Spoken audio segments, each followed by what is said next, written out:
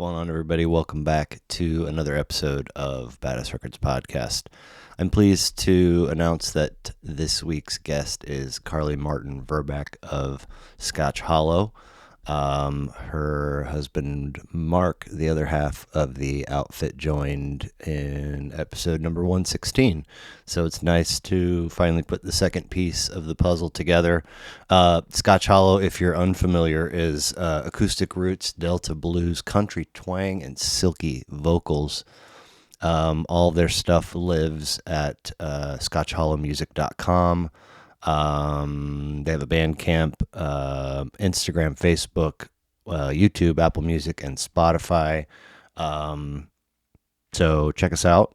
The podcast is online at badassrecordspodcast.com. You can subscribe where you stream or on YouTube. New episodes are out on Thursdays, and the socials are Instagram and Twitter. If you want to get in touch with me, it's badassrecordspodcast@gmail.com. Appreciate you stopping by. Hope you enjoy the show.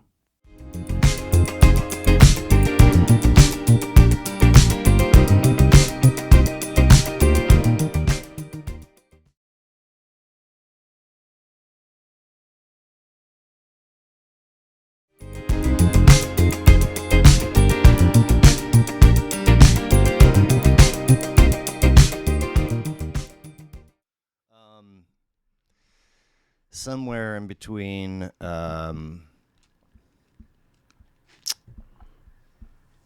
have been when Mark's episode was I had to slide somebody in, so my numbers got off. I think they're back on track now. Did so he sign the wall?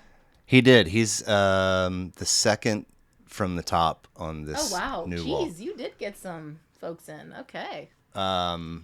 Yeah, you would have been just 2 below him, I think, initially. Sorry. But oh no, God, no, it's back fine. in March, and here fine. we are in June. I've had a number of pockets across this thing where it's like I do an episode. Say, for example, today's episode, I got to turn around and get it out for next week, which totally sucks. Yeah. It's so much time to get, and then I got to a spot where I had like 4 or 5 recorded, and so it's like pressure's off. Yes. And then as going into winter, I was back in there again, where it's like I got to turn this one around next week, and so coming out of the holidays, I think I was subconsciously just more aggressively reaching out to folks. And so this is not going to be out for a long time. I'll be here for a while. So all of a sudden it's like I had, if I only offer Tuesdays and Saturdays, there's 8 slots in a month, right? So January I had 5, February something similar, March was like, did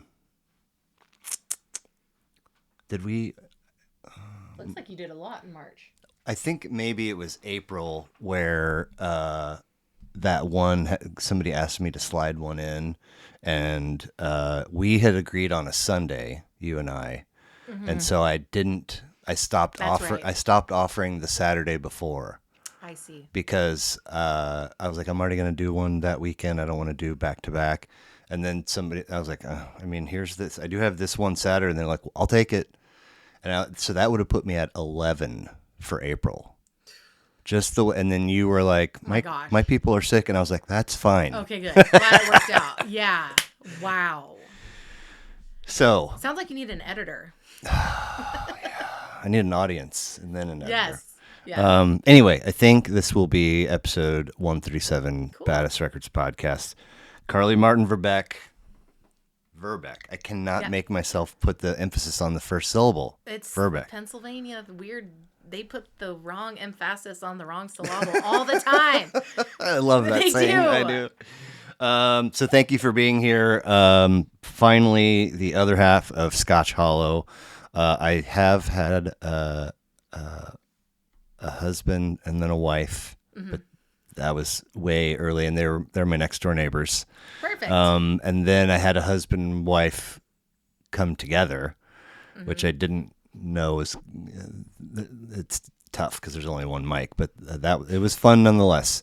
But this is my first husband wife Split up. musician. Normally we interview together, so this. Right.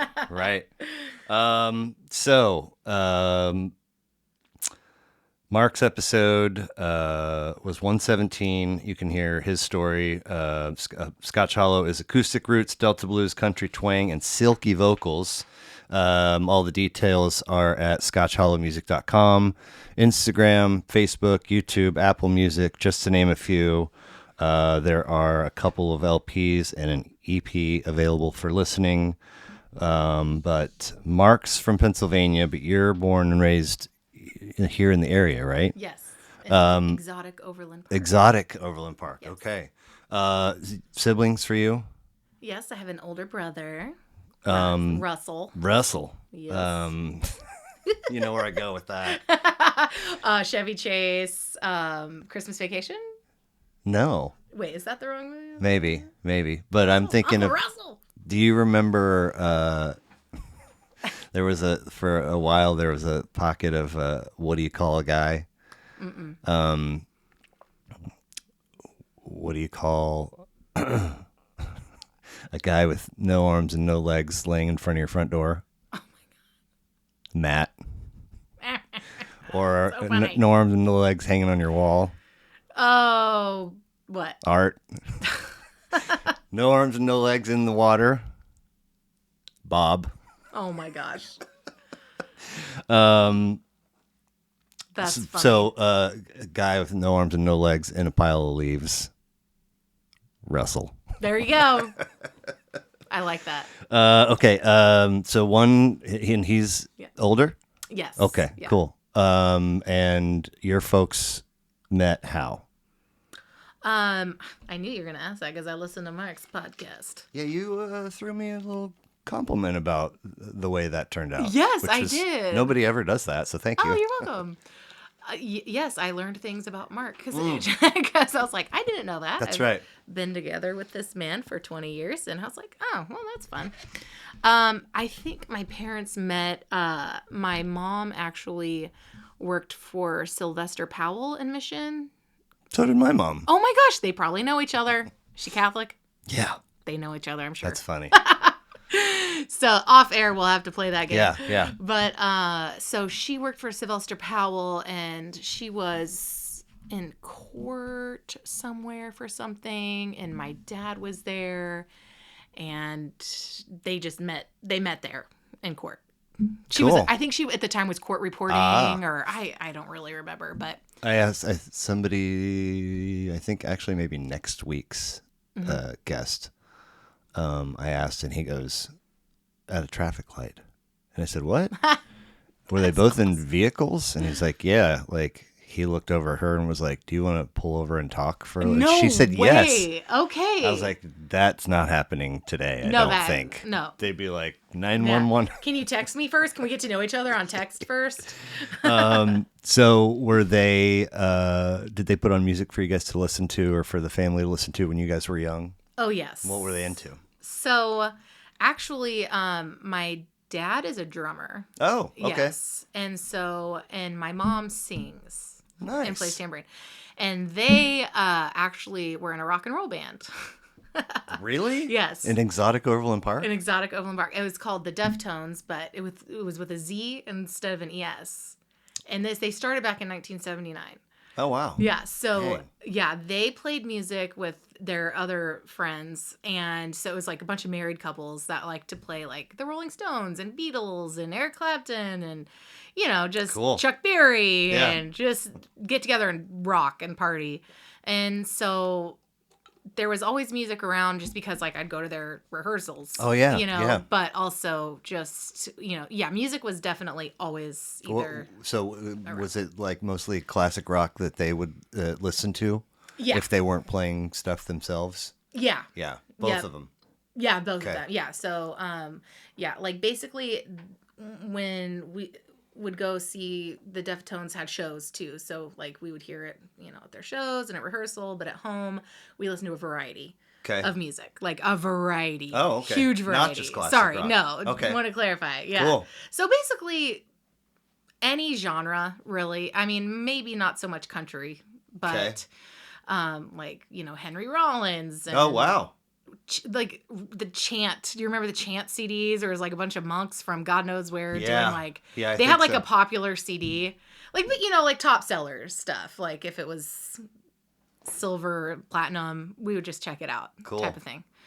And then, so that was pretty much their musical interest. And then, I mean, I had my own musical interest starting at a young age. This doesn't often come up, so I'm going to take advantage of it now. The Chant CD reminds me of one of my all-time favorite records, which is by Bobby McFerrin. Oh, okay. You know who that is? Yes, singer. Don't Worry, Be Happy. Oh, yeah. He put out a record in the late 90s called Circle Songs. Okay. And it's like 9, 10, 11 tracks. 100% vocals. Yeah. Nice. and he's got insane range. So it's like he's like in the background, and then and there's other vocalists doing things like it's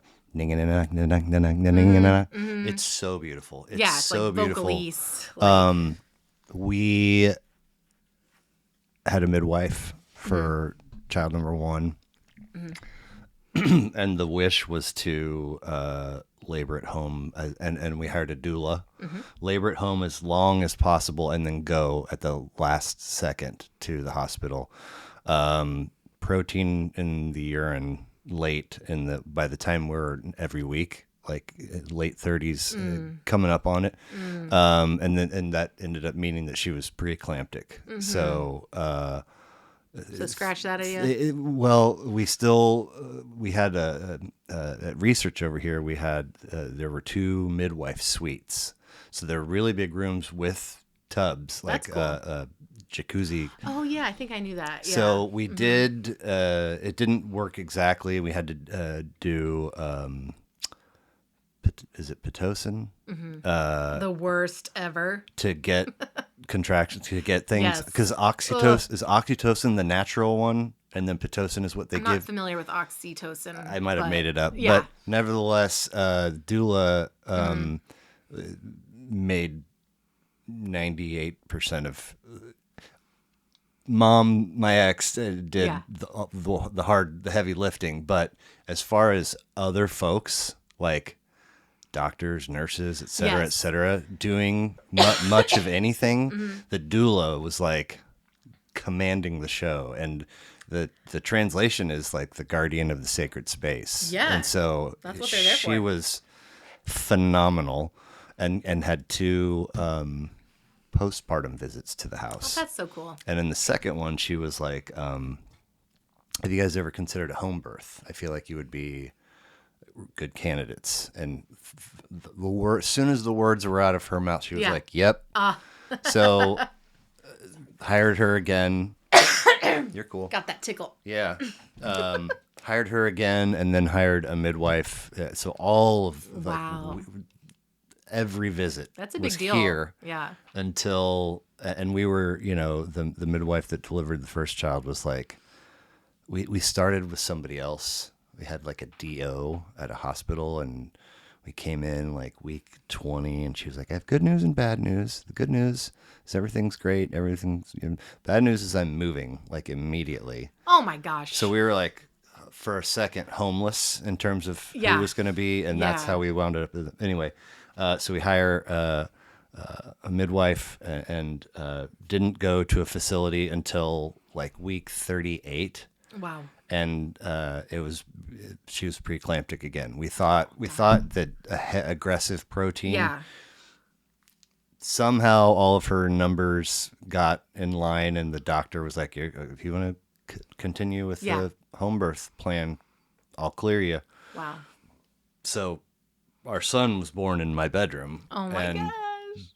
Bobby McFerrin's Circle Songs was the soundtrack. Love that. Oh my gosh. It was so great. Yay. So, I mean, that song's huge in your life. Well, Yeah. there's like 9 or 10 of them. They're, Okay. Circle Song 1, I need Circle to pull Song that 2. album out, I think, It's and cruise through so it. good.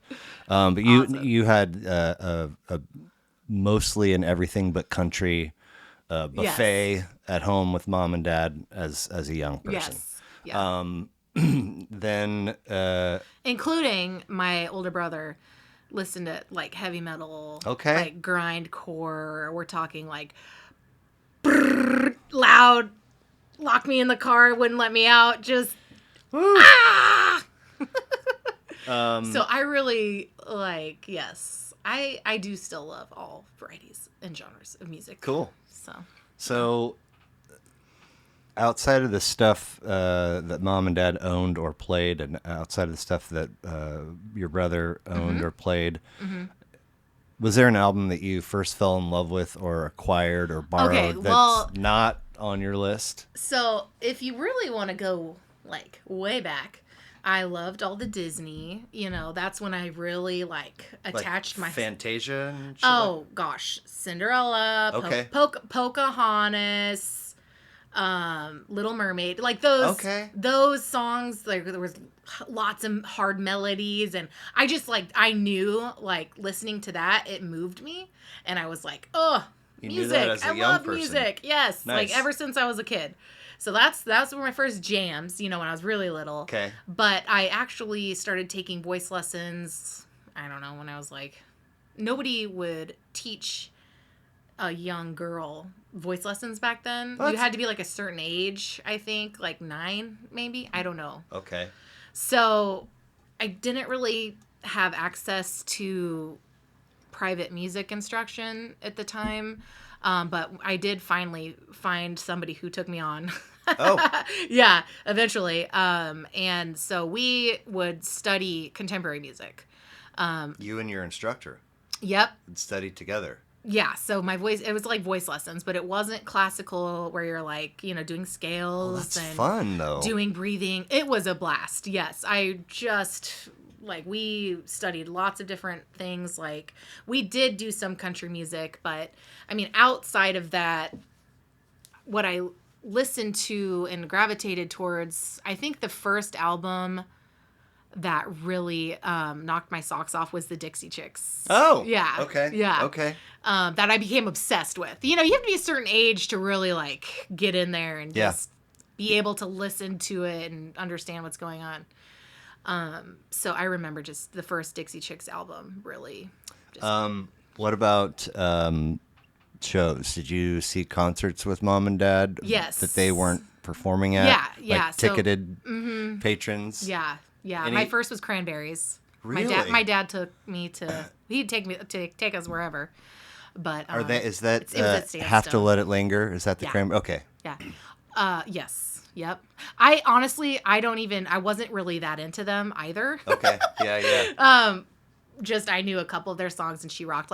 This is in the 90s. I was born in 84, so it's Garbage was popular. Yeah, And yeah. I went to the Lilith Affair when I was 12 years old. Sarah McLachlan. Dang. And She's all over the place right I know. right now. Yes, I know. That's why it's in my 30th mind. anniversary of Fumbling Towards Ecstasy, which is such a good record. Yep. It's if you can pull yourself away from the dog right? Oh, right. No, I know. Yeah. Yes. That whole a lot of the core of that record kind of became Publicized, commercialized. commercialized, jokey, Yeah. But that is such a great, and then Yeah. and she's touring in support of it, and I think people are pleased with. Very much. Okay. So. Okay. Yeah. Yeah. And Yeah. Mazzy Star. Yeah. That's when I was 13, kind of really getting into music, and I played bass for a little bit. I had an instructor at Guitar Center on that. Okay. Brian, he was so awesome. I don't know what happened to him. I quit after a few months. Was that your first instrument? Yeah, first Okay. and pretty much only. Yeah. And what was it about the bass that pulled you in? I've always loved bass and drums together, just a nice solid rhythm section. But the bass just is I like the beat and the rhythm. But I have really short fingers. It's just really hard. Like, I just don't think I'm physically equipped to like. Okay. Unless they make like different frets, and I also don't really have the I'm not a very patient person, unfortunately. That's fair. So. Have you ever crossed paths with folks that struggle to hear the bass? Oh, no. Like, in what way? Well, that was me for a long time. I love whatever the medium. I love actual albums. I spending all my money on cassettes as a kid, and just put it on. You're like a front to back. Close the door. Reading the liner notes, loving the album I admire cover. that. And it's just like, obviously, I know what guitar sounds like. Sure. I know what drums sound like. I can recognize keys and piano. It was tough for me sometimes to feel 1,000% confident that that's the rhythm guitar and that's the lead guitar, and it wasn't because I can pick up strum versus solos and shit like that, but I had no idea what went into recording. Like there's so many layers that artists will sometimes put in that they're not going to be able to replicate that on stage. Right. Like, parts. So that I struggle with, and then I realized it's like, I don't know if I can hear the bass. And I was listening on a tiny little dual cassette, not with headphones. But for a long time until probably I got some headphones or a better system. Interesting. Yes. Anyway, but not for you. You could Well, always. that's it's like almost like, can you hear all the parts, but you just can't. Like, first of all, you actually have to be able to like have the sound up loud enough and enough amplification, enough bass in whatever speaker system you're listening to pick that up. Yeah. But I feel like being able to isolate different parts of a song is a skill that you have to practice. I also feel like for a good long while, bass was generally low in the mix. Sure. And then I get to somebody like Rush, and I'm like, oh, I hear that bass loud and clear because he's, Anyway, so you had an awesome instructor, but didn't stick with it. I didn't stick with it. I did, that's when my friends, we were just kind of coming into our own a little bit, and we started a little band, like a little girl band. Yeah. And so we would play songs like 311. Like, I do remember a couple lines on the bass that I still to this day will show off. Nice. Heck yeah. Just a lick, really. But after... it ended up just not doing the band thing wasn't really in my wheelhouse at the time. I was like really busy. I was in choir and I had activities. And so like, obviously to be in a band, you need to rehearse and, get together a lot. So I don't think it was in my wheelhouse to like have that commitment at the time. Same. Right. And I over many years, I was like, it's just that wrong instrument. Now I've got a bass. Now I've got keys. I'm taking piano lessons. Yep. I had an electric guitar. Let's try acoustic. I have got a click. Set of turntables out there. I was like, I'm going to be a DJ. Nice. It didn't have the discipline. Right. To put in the hours. Yes. Needs a lot of discipline. Yep. Beyond bass. Moving forward, it's all vocals for you. Is that? I can play basic drum, like very basic drums, very basic piano. I would never perform it out in public because it's just not there. But I enjoy it. I think it's fun. Yeah. Like I like playing various things. So in between this girl band and Scotch Hollow, you've been part of other outfits, yes? So, okay, my friend Nick Samaska and we went to high school together. He lives out in Boston, but we played music together kind of maybe around sophomore year of high school. He played jazz. Like, he's seriously an amazing pianist. He can play anything. But we started playing music together, like at the coffee shops. Like, Black Dog is still there. I'm pretty sure we gigged there. Or churches, or he played the piano. I'd play songs, like jazz songs and whatever contemporary music we thought was neat. Yeah. So that was like my first taste of performing, and like it was just he and I. Yeah. But it just, like, he's so fun, and we just had a blast. Nice. And in hindsight, I was like, okay, yeah, those were gigs. Like, we had people come out, and, you know, it's like, that's cool. But finally, we ended up going to KU. Both of you? Yes. Okay. Did he? I think he did. Yeah. He did, and I did. And while we were at KU, I was just, like, really missing music. I don't know. I was doing private voice lessons there at KU. I was thinking about doing... Taking them. Yes. Not instructing. Correct. Okay. Sorry. I was thinking about doing a music major. I didn't know what I wanted to do. I was also, like, trying to do journalism. But I was just, like, kind of a lost puppy. I was like, I don't know. There's so many people here. There's so many options. And I was just kind of bummed because I didn't know, like, where music was in my life at the time. Because a lot of the people that I was around, you know, I was, like, living in a girls' dorm. You know, people weren't really, like, that into music. You know what I'm saying? Yeah. It was, like, doing the collegiate thing. But my instructor told me, you know, you should really, like, pursue music. He was like, you really should, like, you know, invest a little bit of time looking into where you might want to go, because KU at the time only had a vocal classical program. Okay. And that's one thing I learned in high school, because I was in choir and I would do these competitions, like the state competitions where you sing arias and... What? Yes. That's like some courage. I mean, it was just what we did, you know, like... But you're getting in front of people. Yeah, I mean, it seems so weird in hindsight, but yeah, you sit in a room and they judge you on, like, dictation and breath control and all of this. Yeah, this has all just been a learning curve for me, because the original vocal coach I told you about that took me on as a young girl, I didn't learn the best vocal techniques from.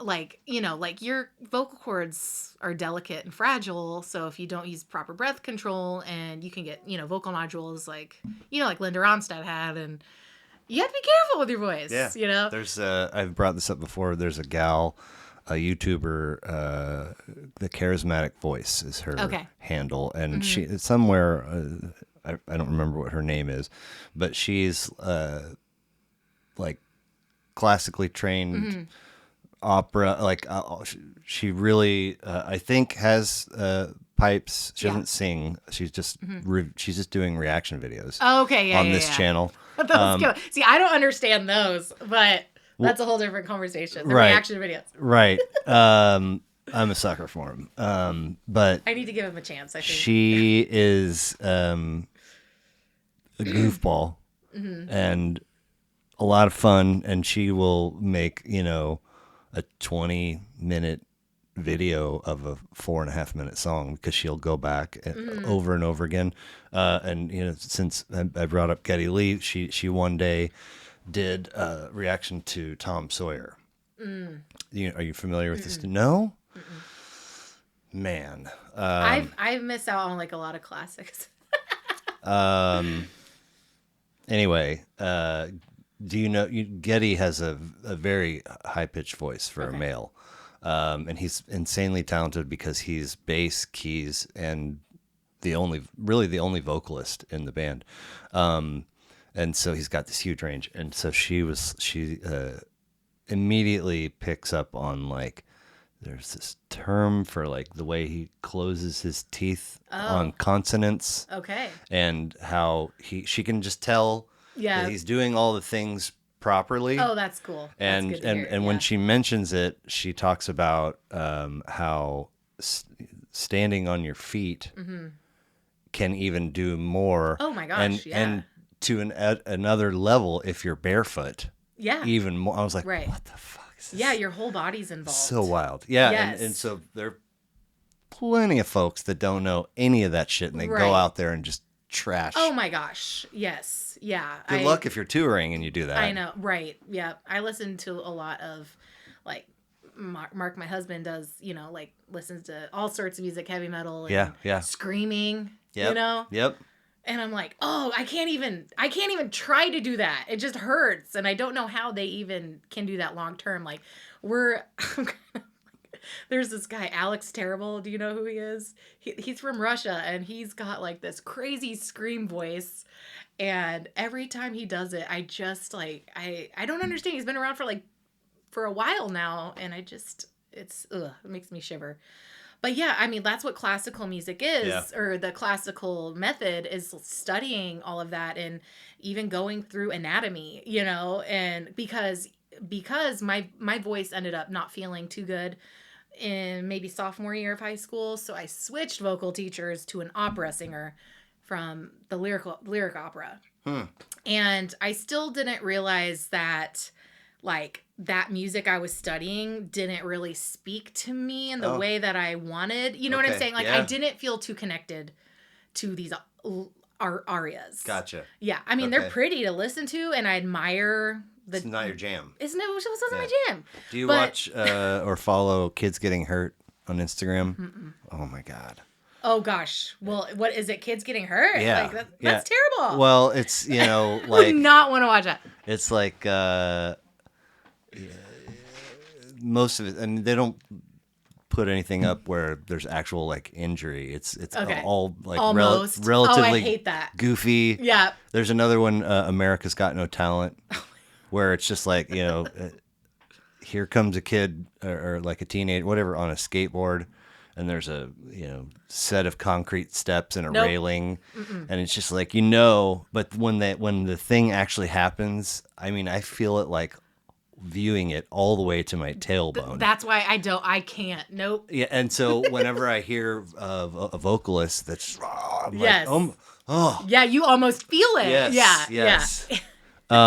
Okay, so you're in a couple of different streams of singing and vocals and mindset and right. And so from KU. Right. So that was like really heavy into the opera stuff junior and senior year of high school, which led me to this guy at KU, the private vocal instructor.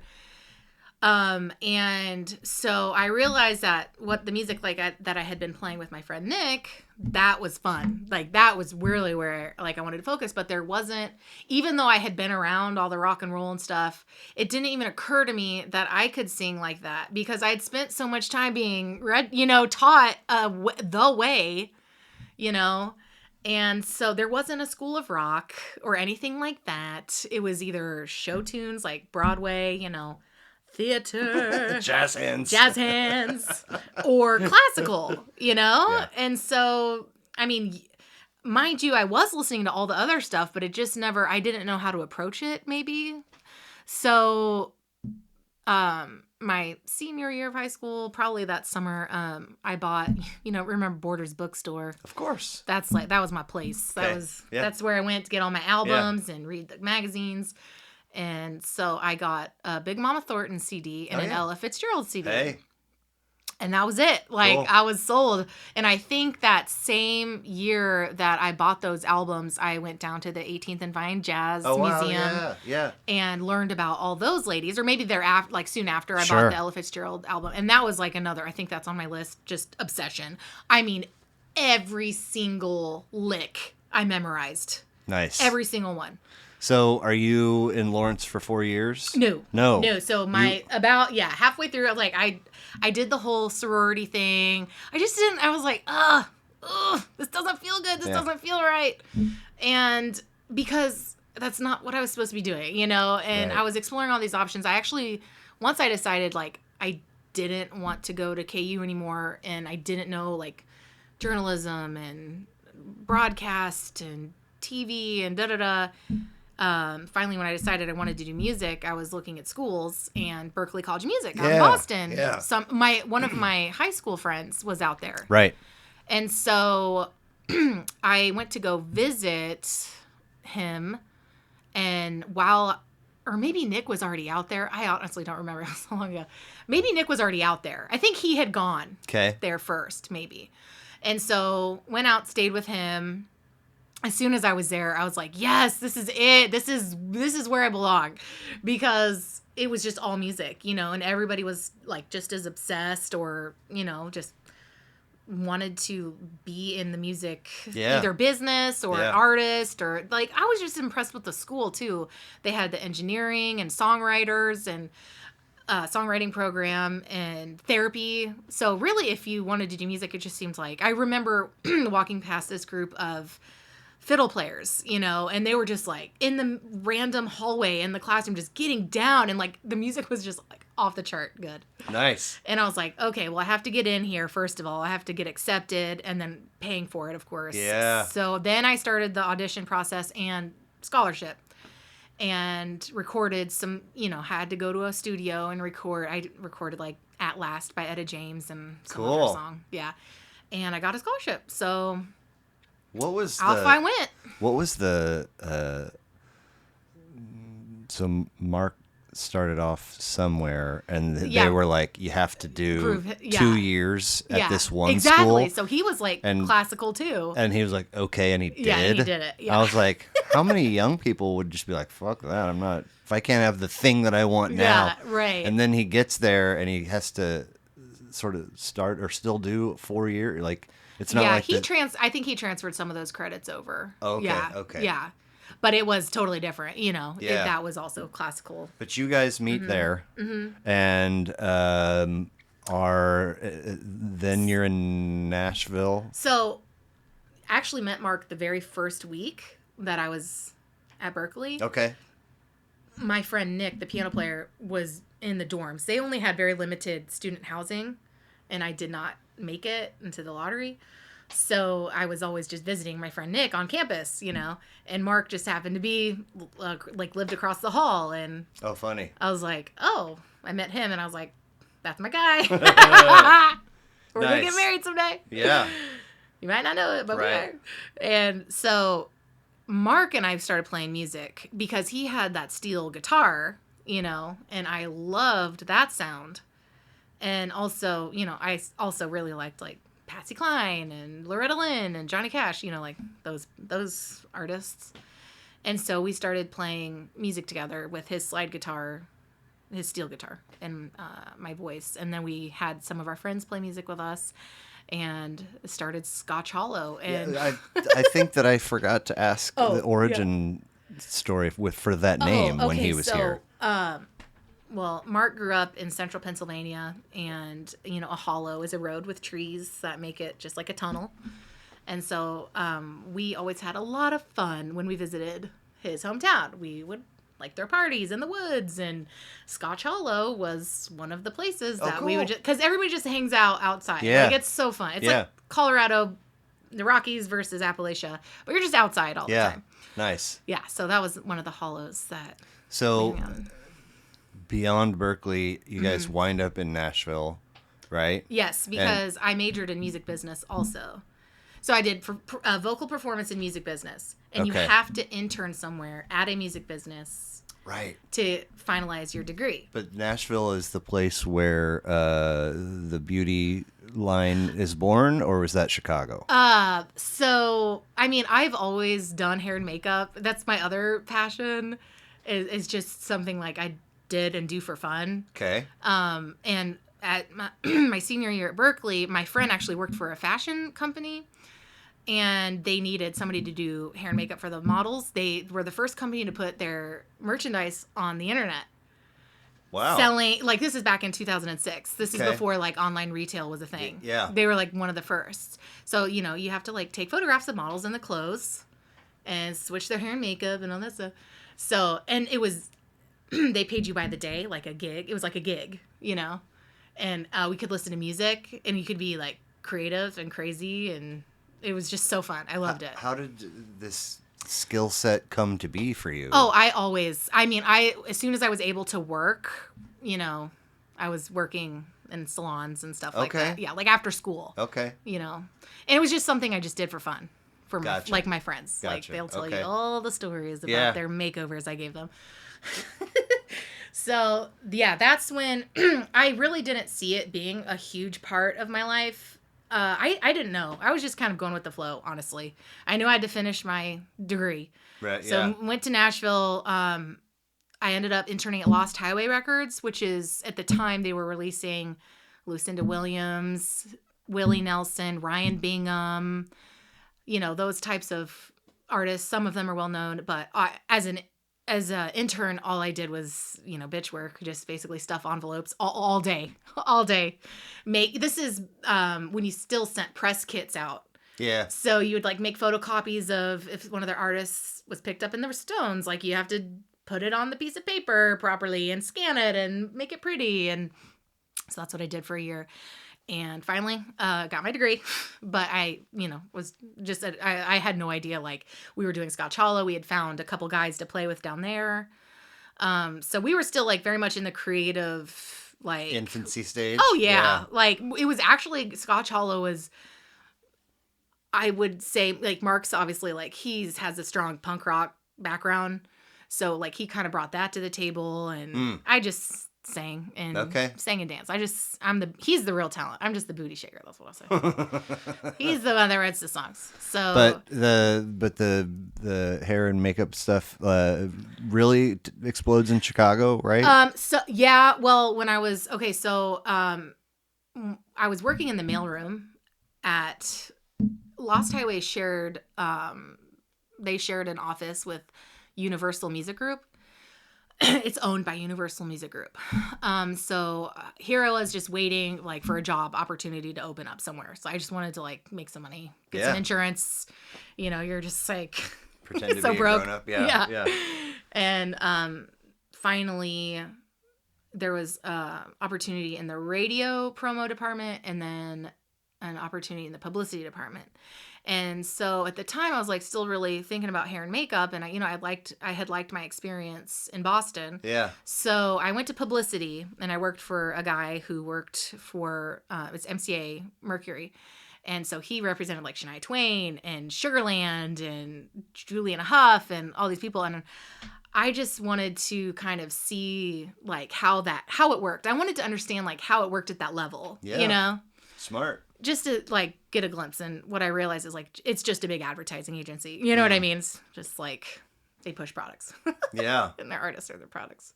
So, but as I was working there, they did not allow their employees to be musical artists because it's a conflict of interest. Oh. They're afraid you're going to like slip discs maybe to, the executives that are running around. So I knew like I wasn't going to last there because I wasn't able to pursue music. So once I saw some of these invoices come through, because the hair and makeup, I was processing invoices, and I was like, oh my God, these people are charging way so much money. I was like, okay, maybe I could do hair and makeup, as a gig, maybe I could make a living at this. So I met a woman who, she's an agent for models. She takes a percentage. She also books like hair and makeup people and fashion industry people, or fashion stylists and manicurists. And so she was like, okay, let's build your portfolio. And so just started, building my portfolio with photographers and models. And once I was like, okay, this is awesome. I really liked it, And it's still in Nashville. Yeah, still in Nashville. So working at the record label 9 to 5, evenings and weekends, dabbling, seeing if I like want to do this. Right. And then once I made up my mind, I reluctantly, I feel bad or felt bad like leaving the job that I had just taken less than a year ago. But I knew it wasn't like my long-term situation. Yeah. So I was like, fuck it. I'm figuring it out, you know? So we, this woman that I ended up working with in Nashville introduced me to this woman in Chicago who worked for another modeling agency. And then she, built up my book and then ended up just sending me on all these jobs. So it worked out. I did end up going to beauty school, actually, in Chicago. Okay. Yeah. So because I wanted to get licensed. Yeah. So all the meanwhile, Scotch Hollow, we're just figuring everything out, like as soon as we got to Chicago, we're posting on Craigslist trying to find musicians. And we met some of our best friends on Craigslist. Cool. Still to this day, this guy we met married us like at our wedding. Nice. Tony. So Shouts out to Tony. yeah, shout out to Tony. But is the hair and makeup thing still part of your? Yeah, so I mean that's still what I do. Yeah. You know, so I do actually still do hair in Mission, Kansas. Okay. In a much different way. I just only do a couple days a week because I have, 1-year-old twins and a 6-year-old. And a band. And a band. And a mortgage. And a mortgage. There's only so many hours in the Yeah. day. So, but I mean, is it? Do you go to somebody else's space? Is it your own space? So I was self-employed up until I was like 34. Freelance and booth rental and all that stuff. But once I became a mom, it was just too much to manage the business side. So then I ended up working for somebody else, and I still work for her. Okay. She's got a really great salon. It's called Elevate Organic Hair Salon. Okay. And I like it. Cool. She's flexible, and it's just it's working out. Yeah. But I mean, it's not a thing that you're trying to plug and grow and all this stuff because you just come in and do your hours and then you're correct. Right? Okay. It is like, I've struggled with where my career fits, in my new 40-year-old life of all the things to manage. And now that I know that my 6-year-old, what her schedule is going to be like for the next however many years, I do want to be available if I can. Yeah. So not that my career is taking a back seat. Like, I love what I do and I love the connections that I make with people. So I will find a way to incorporate it into my life, but it's not my forefront of, cool. Yeah. Yeah. It used to be. Right. But it really was because I would do hair and makeup for production companies like in Chicago. Yeah. Or Milwaukee or wherever, like that region. During the day, that was just a gig, and then I go sing at night, and that was my music gig. But I got really burned out. I was really tired. I bet. I did that for like my 20s into my early 30s. So, I was in a funk band too. I should tell you that. A 12-piece funk band. Wow. Called Tad Dancin'. Yeah. Because the drummer's name was Tad. Nice. And so that's when I got really into funk music. Okay. Too, because Berkeley, you can take all these different genres. It's like, it was so fun. You could do like the bluegrass ensemble or the reggae ensemble. Go to Africa and, get into the drum circles, Yeah. But I didn't do any funk, anything. I wanted to, but it just didn't work out. So when I moved to Chicago, there's an alumni chapter there. And I kind of Berkeley? Yes. Okay, cool. And I reconnected with some people that had also moved there. Oh, wow. Yeah. Nice. So we and there were some local people as well. And it was like 12 piece. And we'd have some rotating members, but we would do things like, just anything from the 70s, like Vehicle, like my songs, like Stevie Wonder. Yeah. Just horns. Yeah. Lots of horns. Yeah. I see, something like that, like a 12-piece outfit, and, they come through your town, and maybe... at least pre-internet, I mean, whatever. Now you can see things on the internet, but pre-internet, it's like while they're in town, they were in Salt Lake last night, and tomorrow they're in Denver, and you sort of see how many people are in the room. How much tickets cost, and you think about travel and lodging and expense. It's like fucking 12 people. Oh my gosh. Splitting the purse is. I mean, you'd have to tour fucking 48 weeks out of the year, 4 or 5 nights a week to. Yeah. I mean, and we did God bless them, because funk is the shit. It's the right? best. We had so much fun. I don't remember making a lot of money. That wasn't ever like a big thing. Yeah. I'm sure we got paid. I just don't remember how much, because we were getting really good and getting bigger gigs. But then the drummer decided to relocate to Texas. So it was like, that was pretty much it. That was that. But somebody, a recent guest had a Maceo Parker album on. He's a sax player. He was part of the JBs. So he and Fred Wesley were like the primary horn players for James Brown. And then they were in the JBs, and then I think he gigged with Herbie, and then solo.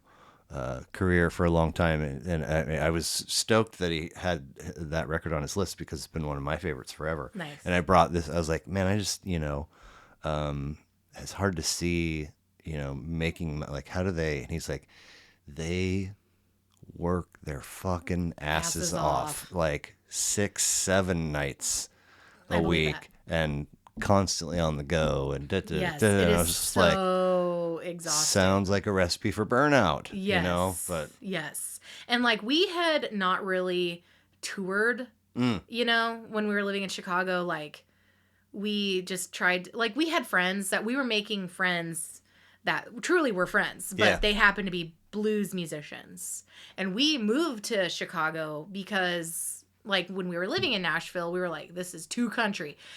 We like country music. You know what I mean? Like he likes Mark, let me clarify. I like country music. Mark likes old country music. That is good. I have space for all of it. If it makes you happy, listen to it. Yeah. It just, everybody has different likes. Yeah. So, but I like that some country commercial, like even pop country, like some of it's catchy, and I did listen to some of that in the 90s. Yeah, hey. So, so I feel like when Mark was here, around the time that we started messaging to get both of you scheduled, I got the impression that at that time, there was something of a lull happening for Scotch Hollow because of 1-year-old twins and whatever. But, there was no way. I was like bedridden. Oh shit! Really? Yeah. So November of 22. I have to think. Yeah, November 22. Yeah, I was like bed rest starting like the last few months of my pregnancy, and then definitely, really, Scotch Hollow slowed down. So we ended up having like a fuller band in Chicago. Okay. And like we recorded a couple albums. Like our first one was really stripped down. Okay. Just acoustic, like just wanted it to be very like bare bones, bare minimum production because that's what we could afford. And it was fast. We could record live but we needed an album. We needed an EP. Yeah. So that's what we did. And then the next album, we had a little bit more production, some more instrumentation. And then there might have been a third one. I can't remember. But anyways, so... Yeah, you recorded in Kansas. So before we moved, that was our... In 2015, we moved back to Kansas City. Okay. So we must have recorded that album like in 2014. And when we had moved back, we had J.D. Lynn on the bass, and we had Joel Sherman on the keys. We recorded with Brody Buster on the harmonica. So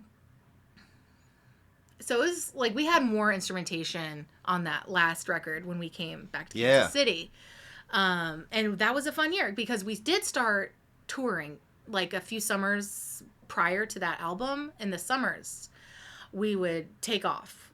Cool. And just try to, every summer, I think we did that for 3 or 4 summers, we would try to like book bigger gigs, and like if you can get a festival, we would email all over, and we started getting routes because Mark lived in central Pennsylvania, or that's where he was from, right? And his dad owns an outdoor music theater. Oh, I don't know if I knew that. Yeah, it's called the Wagon Wheel. It's an outdoor amphitheater at the base of the mountains. It's gorgeous. Not like Red Rocks. It's small. Sure. But anyway, so like we would go up there, and then we'd go to Ohio, and then we'd go up to Michigan and down to Florida, and every summer it just kind of grew and grew, and we would just try to fill in the gaps. Like, okay, we got some money making gigs here, and let's fill in every day. We would sleep on strangers' couches, and sleep in the van. Yeah. We were so broke. Like, you don't make anything. No. Or whatever you do make needs to go into van repairs and gas. I bet. So yeah, that was fun because we just got to experience adventures. Sure. And played some cool festivals that felt like, yay, like this is awesome, and got to meet some cool people. Yeah, I bet.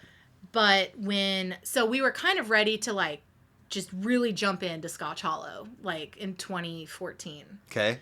2015. And I was kind of like, we were both sick of the city, you know. So we decided to move back to Kansas City, but, you know, we lived in a van. We chose to live in a van, our E350, and still traveled around. But we were playing Boulevardia that year. In 2016? Yeah, I think Ella was born 2018, so it was like 2016 or 2017. Okay. Yeah. No, it's 2017. And I found out I was pregnant the day we played Boulevardia. Wow. Yeah. And I was like, oh shit. Like, we still had all these gigs booked, like, all over the central. How far out were the gigs booked? Oh, within the year. I mean, okay. But still, like, I think hopefully it was just the summer time, because she was born in February. So probably, you know, like October, November. And we ended up performing all the way up to 38 weeks. Actually, I was singing at the Folk Alliance at 38 weeks with this artist from New York, hired Scotch Hollow to be his backing band. Oh, cool. And I was like, I can't commit to this. I'm going to be very pregnant. And he was like, please, I don't care. I'm going to be the pregnantest I can be. And I was so pregnant. I hobbled up on that stage. But anyways, so after Ella was born, you know, we had to switch gears because we were so broke. Like, I mean, all the money. And that was our best year. We were playing 150 shows a year. Yeah, for a couple years. And even at our best year financially, it was still like piddly. It was piddly squat. Because I was still doing a little production work for hair and makeup. Okay. But it's not like we could afford, you know, to have a kid, you know, and all the hospital bills or, anyways, you know how expensive it is. So that's when we sold the tour van. Mark got a big boy job. He went to boot camp typing like front end software engineer. I don't know. His title has changed over the last few years. Sure. But anyways, it was like, okay, so he's going to do the computer thing. Had to get our shit figured out, you know, but then the pandemic hit in 2019. Yeah. Yeah, so we were playing locally, or 2020. Yes. Yeah, 2020. I mean, it was like 2019's coming to a close and people are like talking about it. Yeah, exactly. And then it was like March. Yeah, it punches you in the face, yes. So we had continued to play locally when Ella, my oldest, was little. You know, because we can't really travel with a kid. No. So, well, you could, but... You could, but, I mean, not on our salary. Right. I mean, people do it like, you know, like Shovels and Rope. They took their kid on the road. Or there's the Warren Treaty duo. Okay. They take their kid on the road. But they were, like, at a much higher level than we were. Sure. That just wasn't in the cards for us. So we had kind of, like... slowed down because like some of members had moved, and I think we were just playing locally, like in Kansas City and maybe Nebraska or something, and then I got pregnant. Well, the pandemic, and then really all of our guys just dispersed. So, and Mark continued to write music, but it's not like we were performing anywhere, right? You know, and then. After the pandemic, we are like a duo. You know, we play like wineries and breweries and whatever, and the art fairs and things like that as a duo and that's so easy, you know, to pack up in your vehicle. That's the other piece about like a 12-person. Right. You need all 12 folks to show up, be on time, get a sub, be in a good mood, don't be hungover, don't be fucked up, you know, like so many layers. Yeah, there's a lot more cooking there. Yeah. Yeah, so the duo's easy. Yeah. You know, it's like, sure, and you only have to split the money 2 ways. Yeah. It's perfect. And it's really all just going to the same place, right? Yeah. Yes, exactly. So then we really started slowing down when I got pregnant with the twins. Okay. Like, I couldn't, you know, and then that first year with twins being the babies, like, that was crazy fatigue. Like, I've never experienced in my life. And we still, like, got out and played a few gigs, you know, just to see if we could. I still performed. Like, that was kind of my personal thing. Like, I wanted to continue to sing as far along in my pregnancy as I could. Just, I don't know, to prove something to myself that I could do it. Yeah. So, are there twins elsewhere? Yeah, my mom's sister had twins, and my dad's aunt had twins. Whoa, but double I did dose. not think I would have twins. Let me tell you. Is that like in that first 12-week? Yeah, I found out. Yeah, I was like, like, why are you going back and forth at the ultrasound appointment? you saw that they were doing I saw her it. going back and forth between the two sacs, and I was like, what are you doing? Why are you doing that? She's like, congrats, hon, you're having twins. I was like, oh my God, I need a minute. I took my mask off, and I was like, deep breathing. Things are going to be fine. How far into pregnancy did you get? Oh, I actually made it to like 36 weeks. 36. Yeah, I had a 6.5 pound baby and a 7.5 pound baby. So I was huge. Healthy. Oh, yeah. I mean, well, twins always have a little something going on when they come early. Most of them go to the NICU. Yeah, They did have a NICU stay. My girl twin had some issues, but resolved, thankfully. Thank God. But, so yeah. they're around the time that they are a year-ish. Scotch Hollow is kind of waking up again, and now, do you guys have to reach out to book gigs, or do folks hit you guys up? What is it? We made a lot of friends when we, came to Kansas City in 2015, and so like most of our friends are in the music scene, I guess you could say, like are musicians or Sure, whatever. So I wouldn't say, first of all, we always want to do more music, always, but logistically it's hard because babysitters are expensive. Man. So it's like, okay, we gotta maybe make a certain amount of money to cover, like, are we gonna be paying out of pocket to go out? And that's like a whole situation, So I feel like we do have phases of like just wanting urges to just like really get out there more.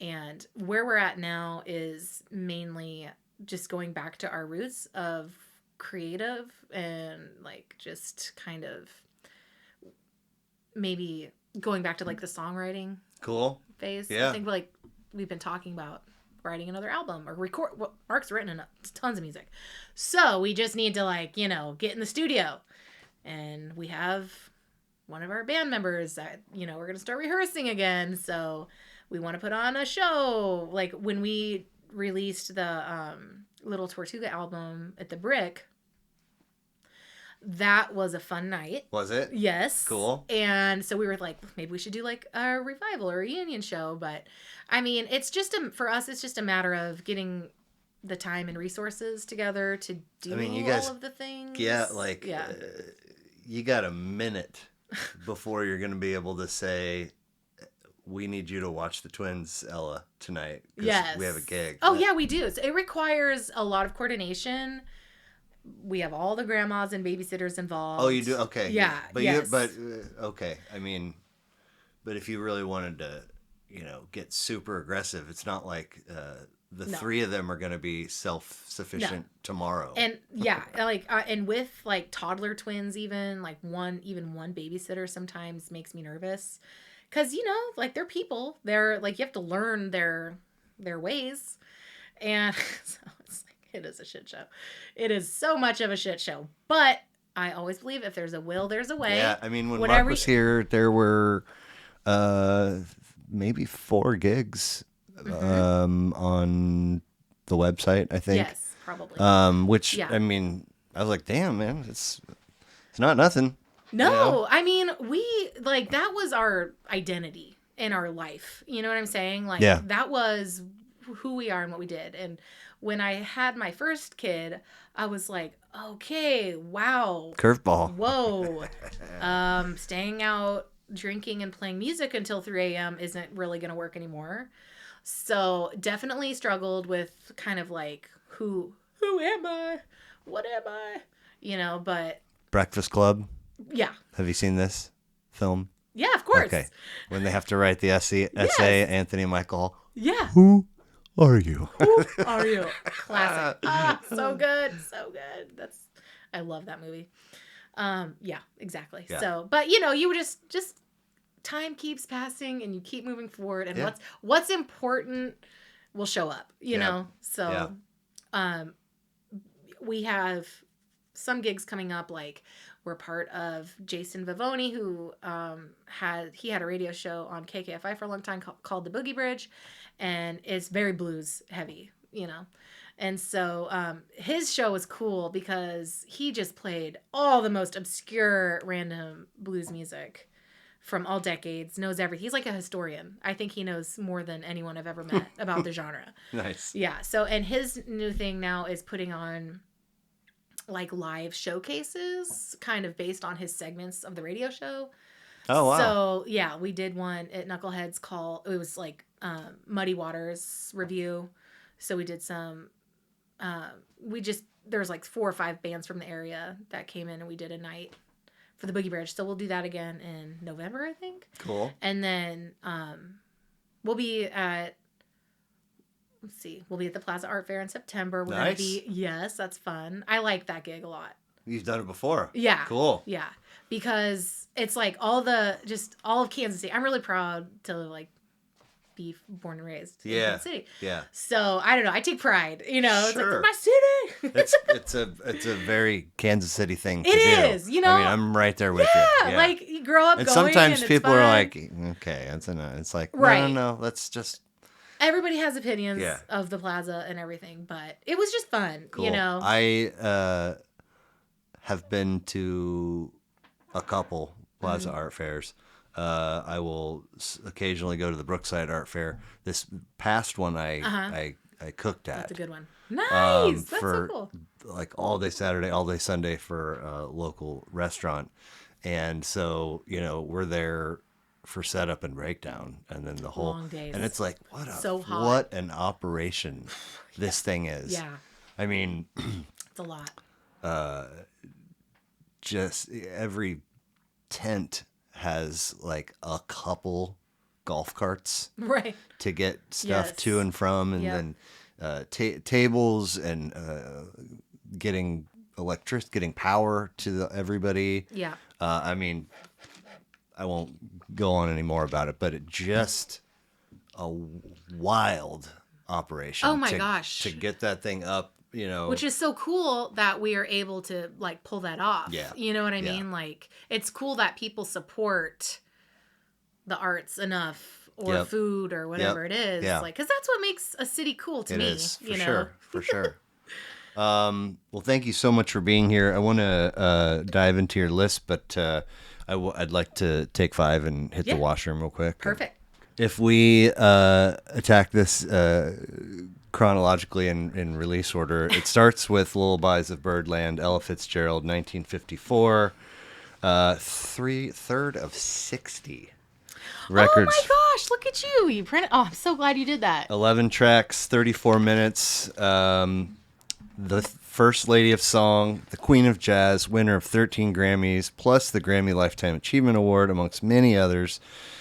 Ella earns a spot on your list because she was one of these Borders bookstore purchases. This record was one of the, right? Mm-hmm. And were you in the jazz section? Like, how did this call? Yeah, I mean, I liked jazz. Okay. I had listened to a little Kurt Elling, who is like the king of improv. Okay. I was intrigued by it, but I had not really done a lot of improvisation, in the lines of learning like classical music. The music is written on the paper. So in choir, it's like I hadn't really ever been given the opportunity. I could have done it myself, yes, but I don't play an instrument. Right. So right. like accompanying myself, it didn't occur to me, oh yeah, I just learned to play something. But she blew me away because just of her ease of vocalizing and her phrasing, her ability to scat. You knew some stuff about her before you select. Yeah. Okay, cool. Yeah, but not like this album especially. Like this is when you had CD players in your car. Yeah, still do. Yeah, okay. Thankfully. Yeah, I do too. But I think it'll be my last. Yes. I don't think they're making them that way anymore. Nope. But so she had, I have like your your book of Case albums. Logic. Yes, Yeah. yes, Case Logic. So this was always, and when I traveled to KU that year, because I did live in the dorms, but I had family in Lawrence, so we like went up there a lot, and Okay. I was on the road a lot growing up because we also have a family farm in Edgerton, Kansas that I would go out to all the time as well. So we spent a lot of time on the road, and I think that's kind of gave me some time to listen to music. But her voice, just her ability to take the music as written but make it her own, and also her range is off the chart. And just everything she does is just so mind-blowing. It's like it's almost like she had a trumpet inside of her. You know what I'm saying? Yeah. Like she had swallowed a trumpet and it was coming out of her mouth. Nice. And so it just kind of opened up my world to like jazz and scatting. Yeah. And there's like one of my first memories at Berkeley was being in a room full of gospel singers. These are kids from the South that grew up in the gospel church. Whoa. Yes. And I was on a workshop. And I think it was an how to improvise workshop. I don't remember what it was, but they were all taking turns. Like we're in a circle singing the song and they're all riffing like crazy. And then it was my turn and I was like, here I go. And I just kind of like held on to the few notes that I could find and, just like, so nerve wracking. So anyways, yep, I had to do a lot more listening to these types of artists. I bet. Yeah, but... And did she wind up being the namesake for your firstborn? Yes. Did you guys know that she was a girl? Yes. You found out? Yeah. Yeah. Yep. Yeah, Mark likes her too. Cool. Yeah, so we've listened to a lot of her. Yeah, we've listened to a lot of her albums. Nice. Over the years, yeah. Well, with that purchase and moving forward to 1966 in Europe, Big Mama Thornton, one of 17 tracks, 79 minutes, from Newport News, Virginia, Ella, to Ayrton, Alabama. A Big Mama Thornton CD found its way to you, and it changed your plans for life. I think I saw somewhere, or read somewhere. Tell me that story. So, like, I really liked listening to Bonnie Raitt and Susan Tedeschi. Back then? Yeah. Okay. Like, I've known Bonnie my whole life, but right. Susan's only been on my radar in the last 10 years. Right. Maybe. Yeah. She was young. She went to Berkeley. Oh. Yeah. Susan Tedeschi. Okay. Yeah. Now she's married to like Derek Trucks. And, yeah. She's like very big. They do a version of what you guys do. Yeah. Or you guys do a version of however you want to look at it. It doesn't matter. Doesn't matter. Yeah, exactly. So, but that, I didn't know Bonnie Raitt's life story at the time. You know what I mean? Like, I knew she played the blues. I loved the way she sang Angel from Montgomery and, so anyways, I dabbled in some blues. Okay. I listened to a lot. I never... Is Bonnie Raitt's story something I should check out? Her life story? I mean, just like her connection with artists from Mississippi, Okay, cool. like these guys that took her on, like she's a blues artist, and was taught by the greats, basically. Ah. Long story short. Cool. Yeah, so she's kind of the real deal, Yeah, I've always... She was also... to a young... Yes. She's good looking. Gorgeous. And she's so awesome. Got just that velvety... Yeah. Yeah. Yes. So when I got this album, to me, this like really embodied that stripped down blues singer, female blues singer. Now you powerful, belty. Bought these two at the same time. Yeah. You knew Ella. Did you know Big Mama also? No, I just read I think I like looked at it and I was like, this looks awesome. I don't know. Maybe I had heard about her or something. Okay. I just saw her and I was like, this is like who I wanted to be. You know what I mean? Yeah. So I was like, I'm going to buy this. And it just turned out, she's somebody, and all of these songs, let me see. Oh, yeah. Just all of them. Sweet Little Angel, Little Red Rooster. I heard what I needed to hear. And so that really made me more interested in blues, So then I was like, oh, let's go to Knuckleheads, on Saturdays. Yeah. That open jam. Yeah. And see what we can get into there. In hindsight, we definitely had fake IDs. So that's how we got in, for wondering. Right. But that's no secret. We all did back in the day. So that's, so her, and then her story's cool too. You know, like this album was recorded in Europe and she traveled around. Like, I thought it was hard to tour, you know, in modern times, like in a van with air conditioning. Like, I couldn't imagine what it would be like touring Europe, you know. And she like would dress like a male.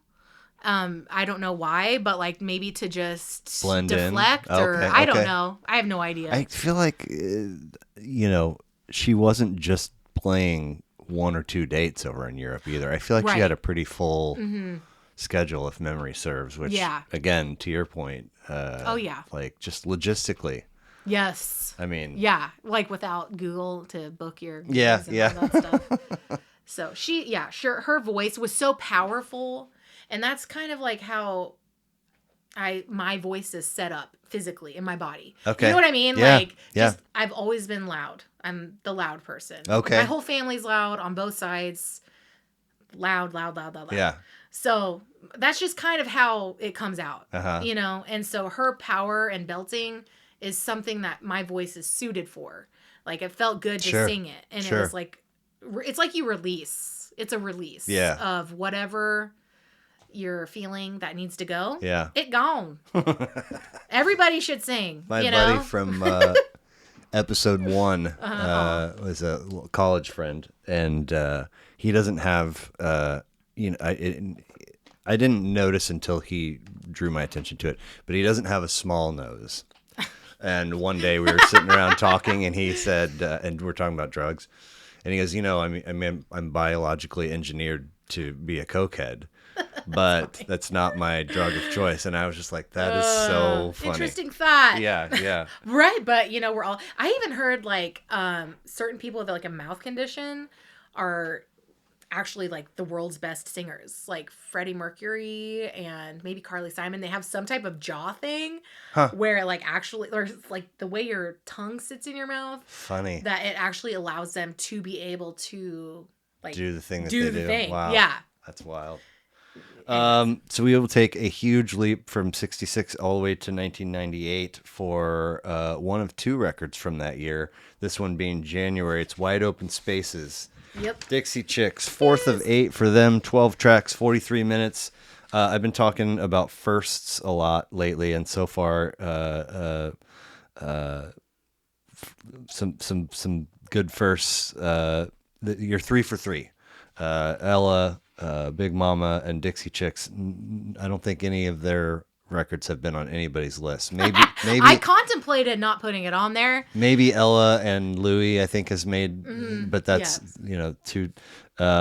So, what's the discovery story for Carley Martin Verbeck and the Dixie Chicks? Well, okay, so they're actually really good musicians. Yeah. And Natalie Maines, her dad was a musician, and she has a obviously powerful voice, not just like physically, but what she has to say. I like. Okay. So there's that personality aspect of it, but just the music itself, like that was the first album where I guess my parents never really listened to bluegrass. You know, the bluegrass wasn't really around much. I did like it. Like my friends would listen to various, you know, various music that might have had the banjo in it, but like, you know, old school bluegrass or traditional like banjo.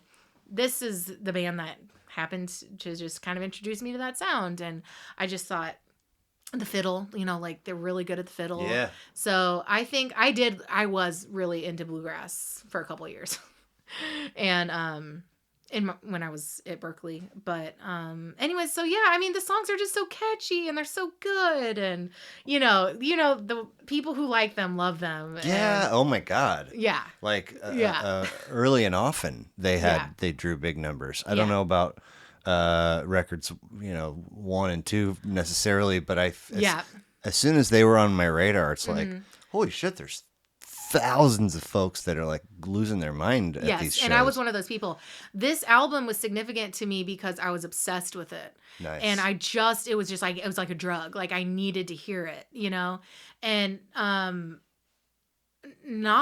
it didn't continue on. You know what I'm saying? Like I'm not still that person. Like No? I don't I like it when it comes on, but I don't ever listen to it. You know what I'm saying? Like so you this didn't is keep way up back. 5, 6, 7, and 8. You haven't kept. No, I actually stopped listening to them as soon as they changed their sound out of traditional country They bluegrass. changed their. I thought they just changed their name because they're the Chicks. Exactly, now. they changed their name, but they also like did the Rick Rubin album. Oh, and it just became like really produced, and that's fine. It was good, but it just didn't. Wasn't your jam it didn't anymore. Hit me the right way. Okay. Yeah. Okay. So I mean, I'm still like I'm a fan, I guess, but the reason I put it on the list is because it was just like the way it made me feel was huge. Yeah. You know? So yeah. There it is. Yeah. Well. And I could sing. Her voice and my voice are similar. Okay. So you know, you know how songs are the range of melody and also where it sits in your register are. That kind of worked for us. So I would sing some of her songs like Goodbye Earl. You know, that's kind of crazy. Killing your husband and burying him and where'd he go? Like, she's pretty nuts. That's funny. Yeah. Yeah. Well, I would guess if I showed your list to, a handful of folks and said, pick the one record that has already appeared on somebody else's list, I would guess 100% of the people would be wrong because Clutch's Elephant Riders is the only one of your records that has been on somebody else's list. Oh, was it Mark's? No. Oh, okay. No, I said that already. It was a guy named Adam. Okay. Who was episode number 74. This was a fun revisit. I had never heard of them prior to his episode. Oh, okay. I'm a big Frank Zappa guy. There's some Zappa-esque moments in it. Wynton Marsalis's brother, Delfego, kills the trombone in track 9 called Crackerjack. How did you discover these guys and why did this one? Okay. Yeah, okay. so they're from Pennsylvania. Oh, okay. The singer and the band.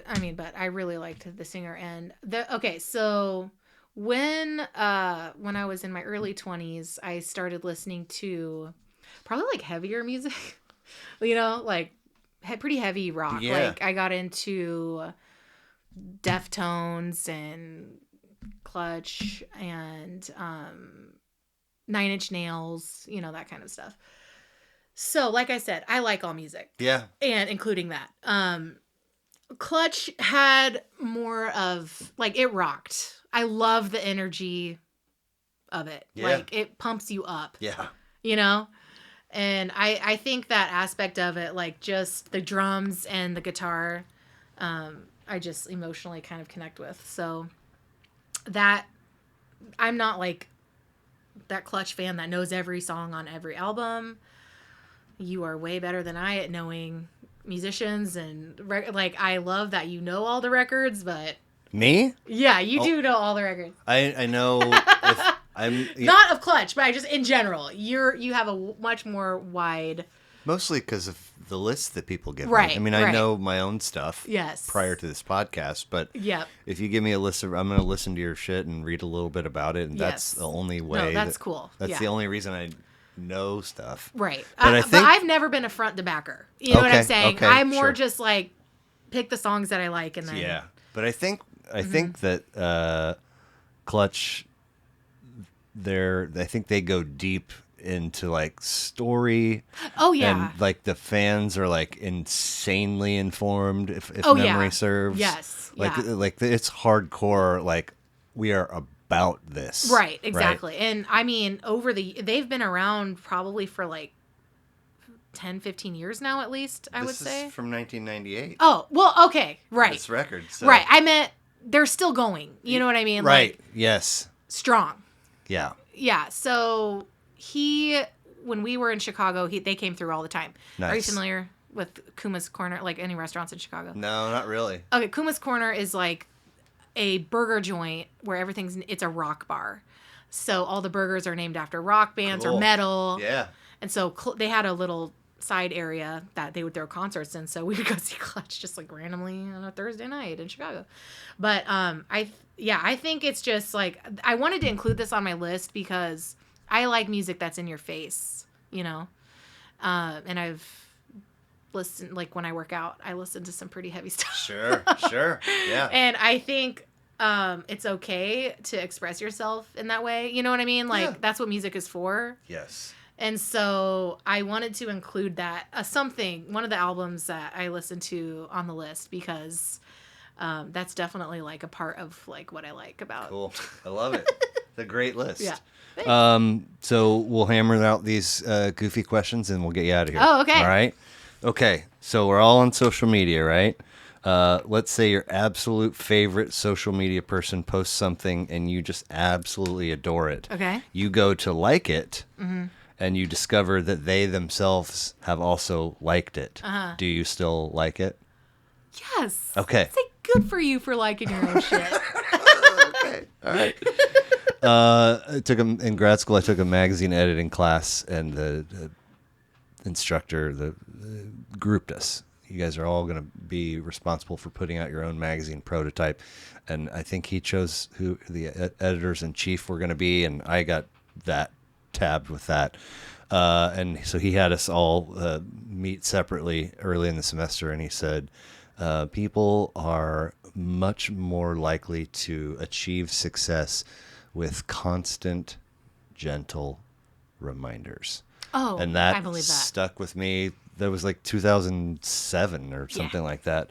So are you a mapped out, organized, professional type that is like chipping away at a project, and so when the deadline comes, you're not no worries at all, or are you sweating under the heat of procrastination, or somewhere in the middle? Not a procrastinator. Not a procrastinator. No. Mapped out, and getting shit done. Oh man, yeah. Okay. I do not like that stress. It is of waiting last minute. Something throws me into a tizzy. You know, and I can see you're so organized. Like, this is great. Thank you for doing this, by the way. Of course. Yeah. You get to have lunch with anyone, dead or alive, you're choosing. Who are you choosing and why? Okay. Let me think about that.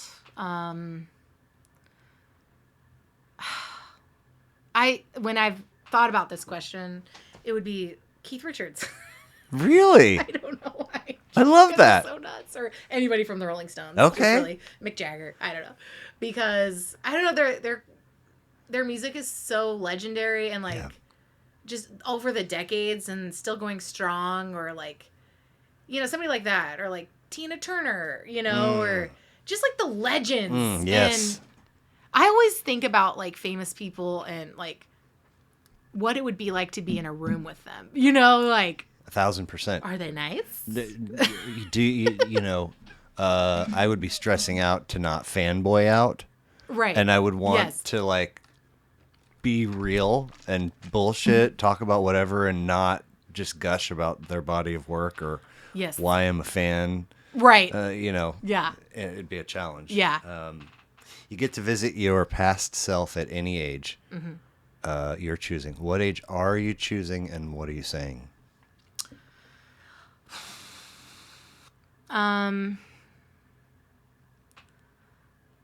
Wow. Okay. I would probably just tell my younger self just to not try to figure everything out.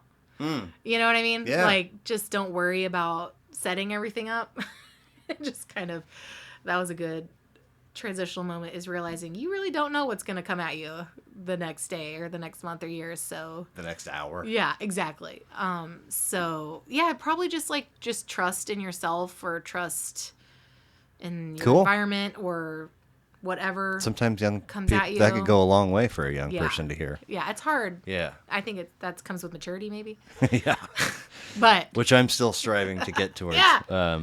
Please complete this for me. Okay. The world would immediately become a better place in which to live, if only. Oh. I figure these things out all the time with my clients. What do you think we're talking about while I'm doing their hair all day? You're solving world problems. We're solving all the world's problems. Nice. So I think the world would be a better place, number one, if we all could get massages all the time. Ooh, yeah. Because you just feel so much better. I know. It just, everybody feels like just a different person Yep. after they give themselves self-care. But, you know, it's almost like the most basic thing. It would be really nice if everybody had access to all the same things, you know? I love it. Like Both are good. Human right. Yeah. Type Oh stuff. my gosh. I know. Yeah. I know. Excellent stuff. Carley Martin Verbeck, ScotchHollowMusic.com, Instagram, Facebook, YouTube, Apple, etc. Plus Bandcamp. What else? What else? You had all the hit all the things. Spotify, maybe. Anything you'd hoped that we would cover but did not?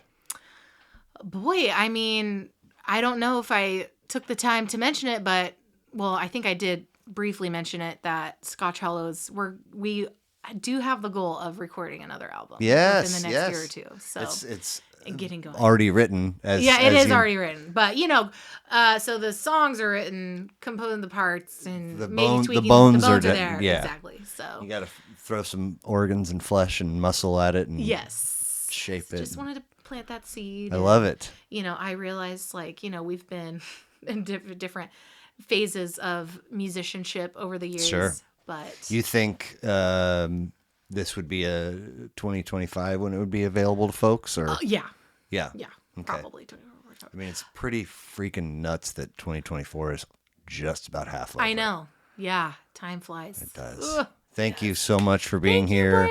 I'm so glad that we were able to make this happen, and I appreciate you. Yeah, we'll talk to you soon. All righty. Aw.